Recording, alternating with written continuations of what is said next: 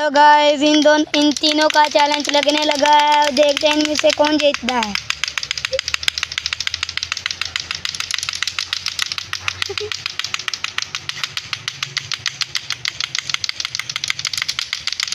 ایک نکما ہے جس نے لال شرٹ پائی ہے اور وہ بہت نکما ہے، اسے جاچ ہی نہیں ہے۔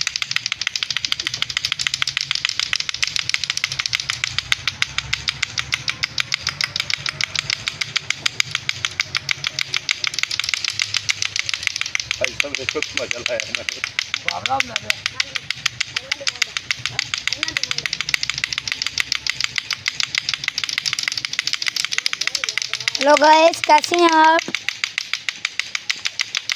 میں زبی بول رہا ہوں۔